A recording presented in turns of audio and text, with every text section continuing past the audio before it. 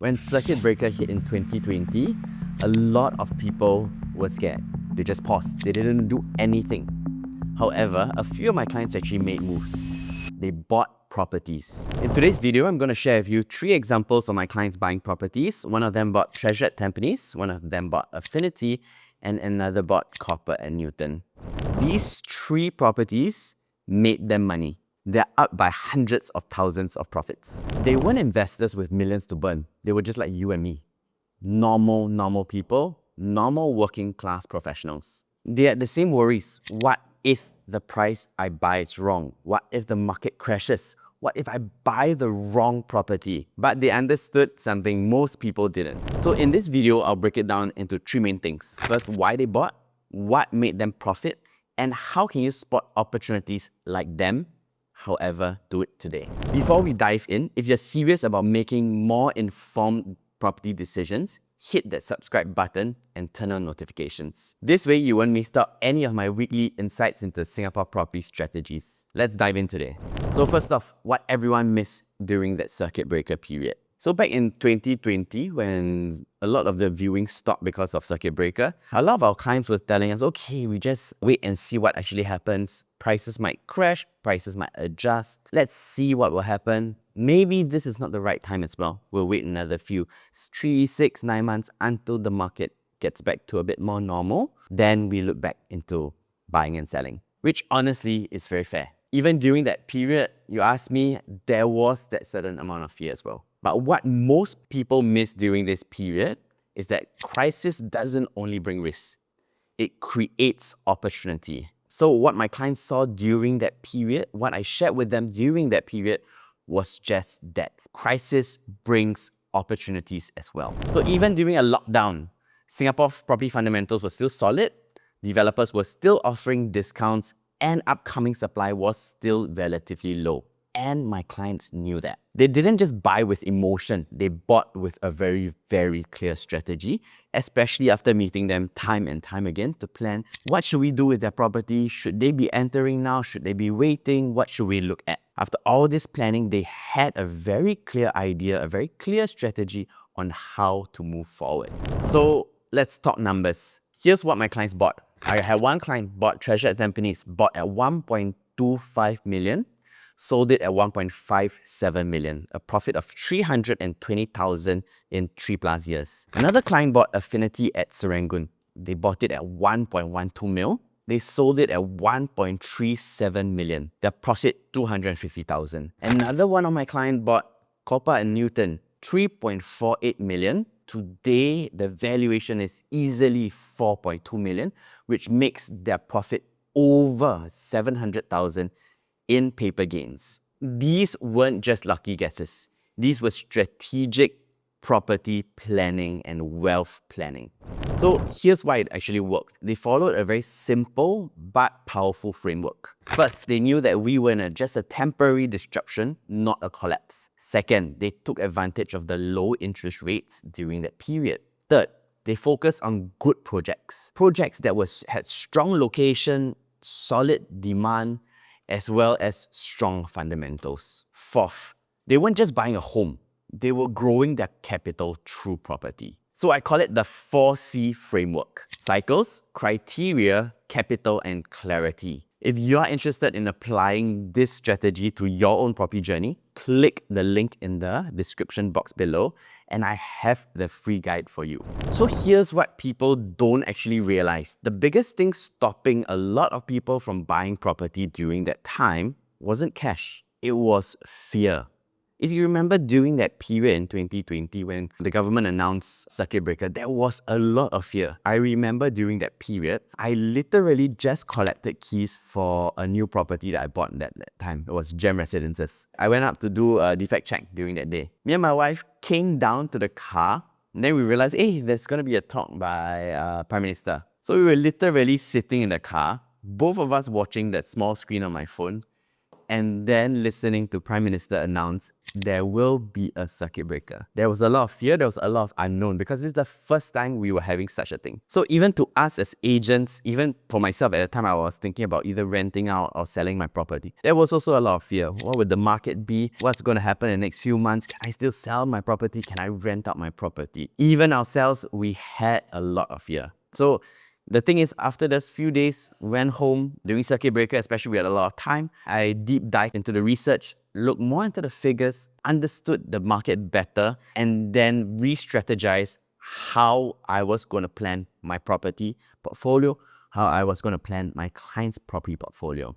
So during that period, our clients were telling us things like, what if I overpay? What if there's something better I missed? What if I'm not ready?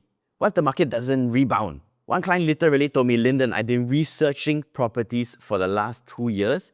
Every time I'm about to buy, I stop myself. I'm tired of being stuck. And then this circuit breaker comes in. Start again. So to me at that time, I always look at figures, I always look at fundamentals. Okay, but back to here. If that actually sounds like you, every single time you want to buy, for the last few years, you didn't buy. You just stopped. There was that fear. If that sounds like you, honestly speaking, you're not alone. A lot of us are like that. So what changes everything for especially my clients that bought during circuit breaker was this. They learned how to separate real concern versus paralyzing fear. At the end of the day, this is going to be one of the biggest ticket items that we buy in our lifetime. There will be a certain amount of fear, for sure. Even until now, I also have that kind of fear. So what I always do is we look back at the figures, we look back at the fundamentals. Does it make sense? Can we take out as much emotion from this decision as possible to make it more sound? So here's what actually helped them move forward while everyone was stuck. If you face similar fears, drop me a comment below and sharing your experience, and let's support each other in making more informed decisions. So you might be thinking, okay, Linden, that was 2020. What about now? So 2020, honestly speaking, a lot of people close their eyes, they buy one property. Majority of them make money on. Now moving forward, 2025, what has been happening? So let's take a quick look. Interest rates likely peaked.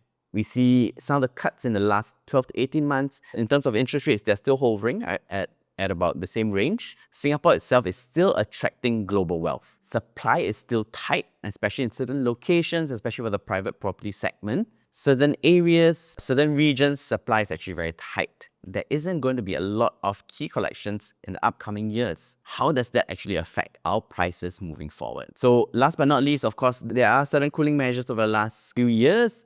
They've created a lot of hesitation as well. So now the question is the current market in 2025, is this a window of opportunity? So for myself, answer is very straightforward, yes. However, this is for a very strategic buyer. I'm not saying that everyone should just go out, go and buy, everyone should just go and start to sell and then go and buy something. I'm talking about make strategic moves. Does it make sense for your portfolio to move to a different kind of property? Does it make sense for your family to move house? Because buying and selling a house, moving house is really very troublesome, especially if you have a family, you have kids, you have parents staying with you. Extremely troublesome. So it's only for that certain strategic group, I would say, makes sense. So to me, you still need to buy the right property. But if you understand the market and where we are actually heading in terms of the market, these are real chances to position yourself really, really well.